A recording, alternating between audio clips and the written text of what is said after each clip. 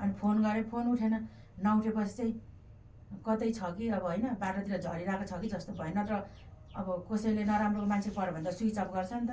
अनि switch off चाहिँ थिएन। अनि घरमा आएर नि फोन गरेँ, अनि उठाउने बित्तिकै हिँडिहालेको हतार। तपाईँलाई यो मोबाइल यो सामान फर्केला जस्तो आश थियो?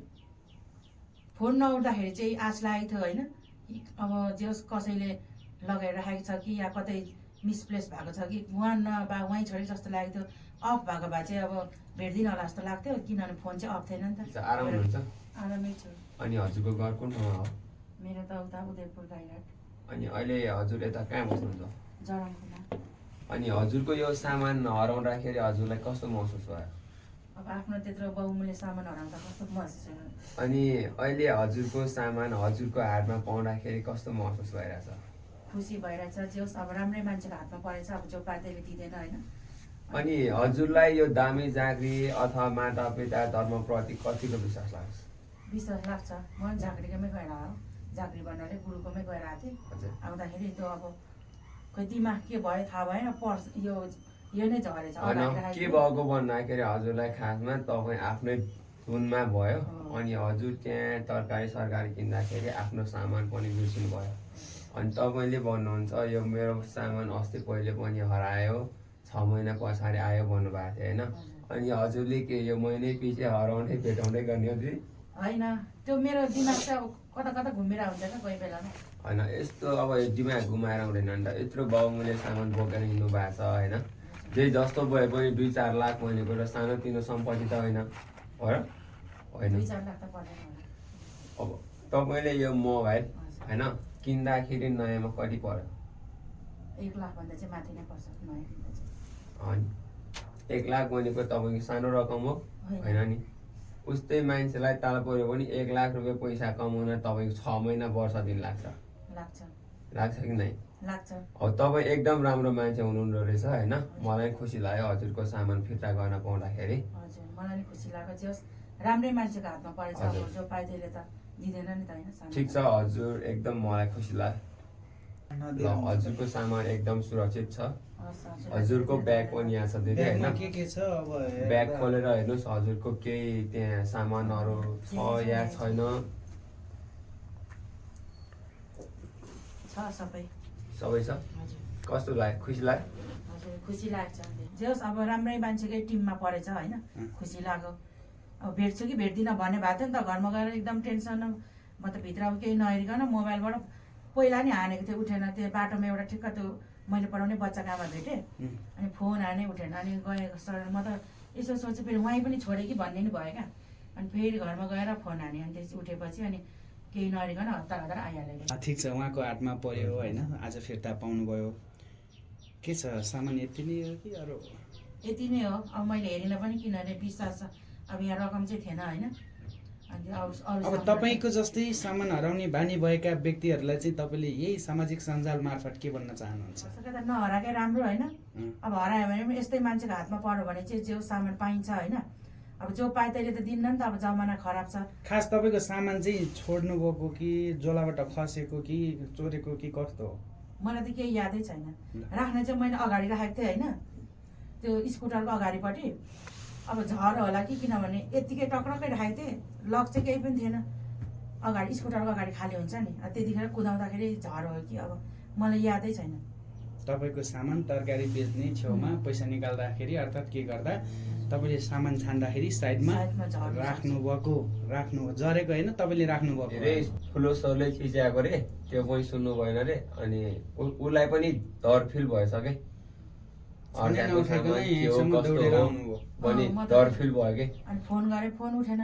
नउठेपछि चाहिँ कतै छ कि अब होइन बाटोतिर झरिरहेको छ कि जस्तो भयो। नत्र अब कसैले नराम्रो मान्छे पऱ्यो भने त स्विच अफ गर्छ नि त। अनि स्विच अफ चाहिँ थिएन। अनि घरमा आएर नि फोन गरेँ, अनि उठाउने बित्तिकै हिँडिहालेको हतार। तपाईँलाई यो मोबाइल यो सामान फर्केला जस्तो आश थियो? फोन नउठ्दाखेरि चाहिँ आश लागेको थियो होइन। अब जे होस् कसैले लगाएर राखेको छ कि या कतै मिसप्लेस भएको छ कि उहाँ नभए उहीँ छोडेको जस्तो लागेको थियो। अफ भएको भए चाहिँ अब भेट्दिनँ होला जस्तो लाग्थ्यो, किनभने फोन चाहिँ अफ थिएन नि त। एउटा बिर्सु जस्तो चाहिँ लागेको थियो।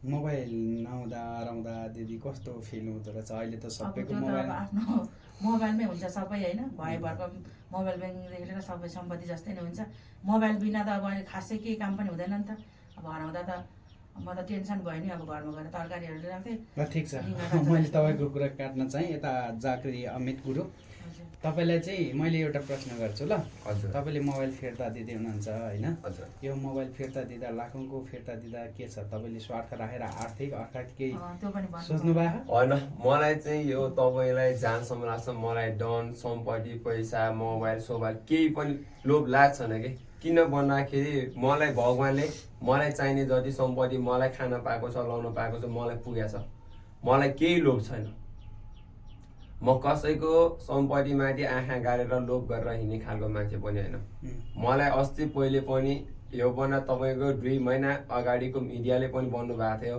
मिडियाले होइन एकजना व्यक्ति आएर भन्नुभएको थियो गुरु मलाई एउटा मात्रै शब्द मन्त्र सिकाइदिनु म तपाईँलाई 25 लाख रुपियाँ अक्राउँछु भन्दाखेरि पनि मैले मन्त्र सन्त्र दिन चाहेन किन भन्दाखेरि त्यो एउटा मात्रै मन्त्र दिएपछि भोलि त्यो मान्छे पागल भएर गयो भने मैले त 25 लाख पाउँछु म आफ्नो ठाउँमा खुसी भएर बस्छु तर त्यो मान्छे एउटा मात्रै मन्त्र लिएर तपाईँको तर्प्यो भने के गर्ने दुःख पायो भने के गर्ने मलाई धन सम्पत्ति पैसाको केही पनि लोभ छैन यी विषयका कुराहरू फेरि पछि पनि जोडौँला उहाँ दिदीलाई हतार पनि छ उहाँ टिचर स्कुल जानुपर्छ अनि होइन त्यही हो म पनि के भन्न चाहन्छु भने अब यत्रो बाउले सामान हराएर फिर्ता दिनुभयो धेरै धेरै धन्यवाद होइन अब मैले केही दिनुपर्छ भने अब भन्नुहोस् अब होइन तर उहाँले भनिसक्नु तपाईँले जस्तै कि अब कसैले बेटाएर फिर्ता दिनुभयो म यस्तो गर्छु उस्तो गर्छु भनेर माइन्ड मेकअप गर्नुभएको थियो त्यो माइन्ड मेकअप गर्ने टाइमै थिएन मेरो त म त एकदम अब टेन्सनमा थिएँ क्या जाने बित्तिकै सामानहरू राखेँ जस्तै हुन्छ नि मान्छेलाई मेरो यो सामान बेताइदियो त म यस्तो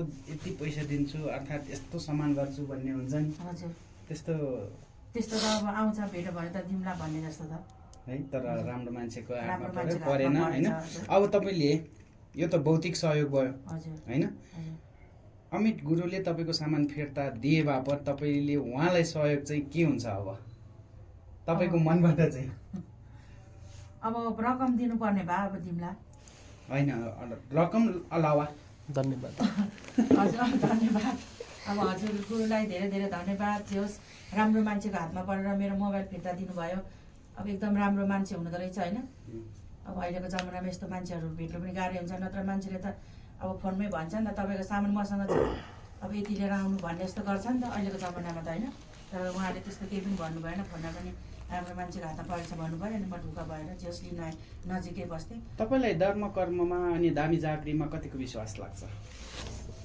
अब चाहिनेमा चाहिँ म पनि विश्वासै गर्छु धर्म कर्म नै गर्छु म पनि होइन अब यताउति पाठ पूजा मन्दिर हामी पनि गएर हुन्छौँ दुईजना अहिलेको जो जेनेरेसन गर्दिन्न नि होइन जान्छु अब मेरो बाबु पनि बिरामी हुन्छ फुक्नु लगिरहेको हुन्छ हामी पनि बाजेकोतिर कता अब हिँडिरहेको हुन्छु हामी पनि त्यस्तोमा मतलब त्यहीमै गएर त्यसमै लागिरहने चाहिँ होइन जस विश्वास चाहिँ लाग्छ अब कहिलेकाहीँ डक्टरले निको नपारेको रोग होइन धामी झाँक्रीहरूले पनि पार्छ नि त अबदेखि चिन्जान आजदेखि जोडिनु भयो हजुर होइन आगामी दिनहरूमा अब त्यस्तो पर्यो भने चाहिँ फेरि अमित जागरी हुनुहुन्छ सम्झिनु होला नजिकै नजिकै पनि भयो देख्नु भएको रहेछ मेरो नि अब मैले टिकटकहरूमा चाहिँ उहाँको आइरहेको हुन्छ अनि हेरिरहेको हुन्छ कि